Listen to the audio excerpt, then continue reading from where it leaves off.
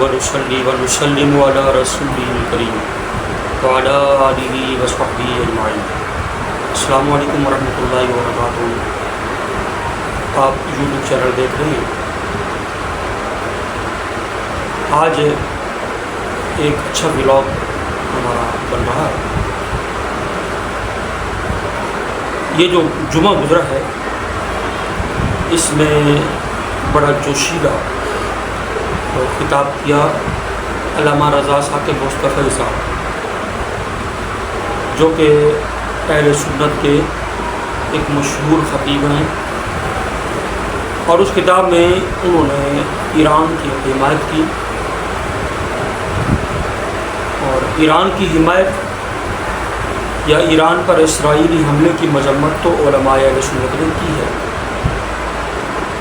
لیکن علامہ رضا ثاقب مصطفی صاحب کا ایک جملہ جسے سنی حلقوں میں ناپسند کیا گیا، وہ یہ ہے کہ کہنے لگے کہ لوگ کہتے ہیں کہ ایران کا ہم کیسے ساتھ دیں، وہ تو شیعہ ہیں، وہ اگر ایران شیعہ ہے تو پھر تم نتن یاہو کے ساتھ ہو جاؤ، وہ تو سنی ہے۔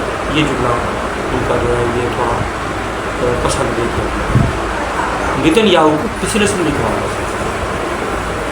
یا یہ بتائیں کہ ایران جو ہے آپ کہہ رہے ہیں کہ یہ امت مسلمہ کی لڑائی لڑ رہا ہے یا فلسطین کا بدلہ لے رہا ہے؟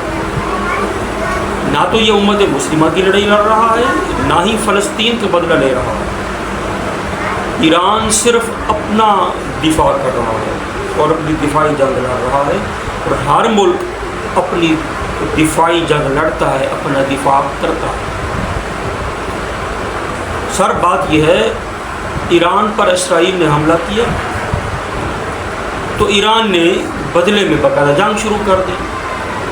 اس کے باوجود ہم جو ہے بحیثیت 57 اسلامی ملک ایران کا نام ہونے کے، ہم ایران کے حامیوں میں سے تھے۔ ہمارے علماء اہل سنت نے اسرائیل کی ہی مذمت کی ہے، اور نہ تو یہ امت مسلمہ کی لڑائی ہے۔ اگر امت مسلمہ کی لڑائی ہوتی تو غزہ اور فلسطین میں کب سے مظالم ہو رہے ہیں، یہ حملے ہو جاتے۔ جب اسرائیل نے خود ایران پہ حملہ کیا تب انہوں نے اس پر ایکشن لیا اور اس پر جو ہے باقاعدہ جنگ کی۔ اگر یہ امت مسلمہ کی لڑائی تھی تو غزہ میں ظلم اب بھی ہو رہا ہے، اور اب میں جس وقت یہ بیان ریکارڈ کر رہا ہوں دن کا 9 بجے کا ٹائم ہے، آج منگل کا دن ہے، یہ ابھی اس ٹائم کی خبر یہ آ رہی ہے، ٹرمپ نے بیان دیا ہے کہ ایران اور اسرائیل کا جنگ بندی پر اتفاق ہو گیا، اور بہت جلد یہ اعلان کرنے والے ہیں۔ امت مسلمہ کی اگر لڑائی ہے تو امت مسلمہ تو ابھی جو ہے سرخرو نہیں ہوئی، جنگ سے ابھی اس کا چھٹکارا نہیں ہوا، ظلم سے نہیں بچی، غزہ میں ابھی ظلم جاری ہے، کشمیر کو حق نہیں مل رہا، کشمیری عوام اپنے حق کے لیے دن رات کڑ رہی ہے۔ یہ امت مسلمہ کی جنگ اس کو نہ کہیں۔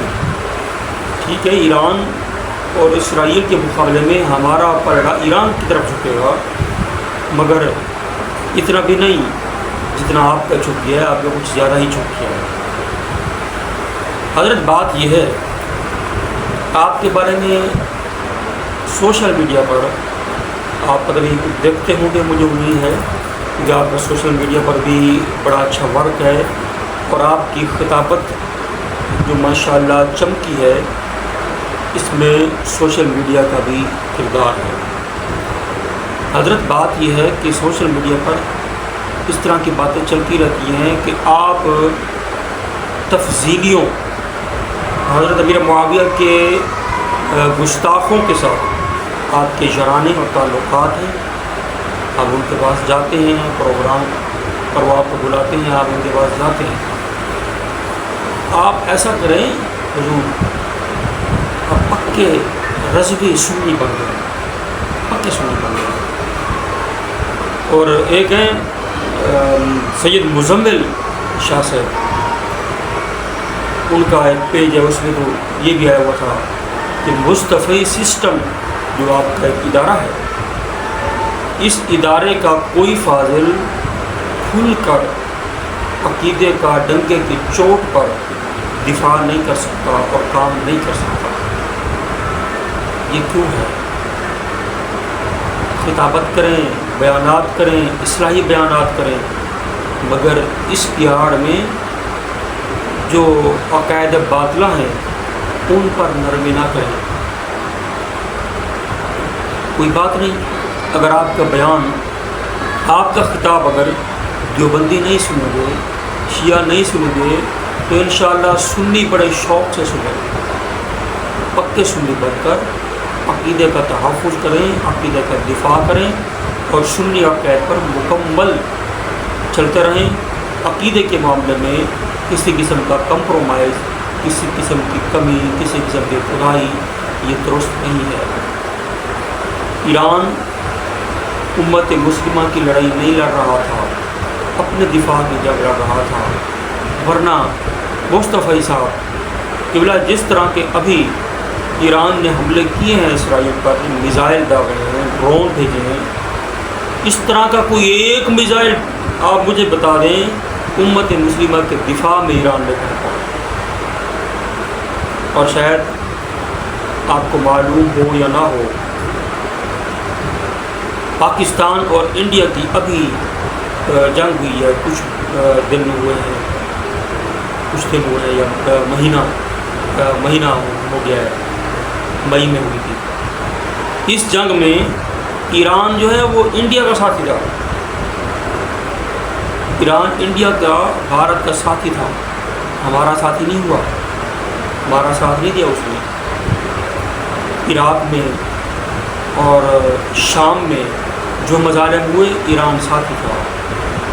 ایران سنیوں کو، اپنے ملک ایران میں سنیوں کو بہت مجبور کرتا ہے، اور سنی کھل کر اپنا رہ نہیں سکتے، عقیدے کا بیان نہیں کر سکتے، اور سنیوں کے لیے وہاں تنگیاں ہیں۔ آپ مہربانی کیجیے، ان ساری چیزوں پر بھی نظر رکھیے۔ اللہ پاک کی بارگاہ میں دعا ہے، العمل کی توفیق عامین۔ ہمارے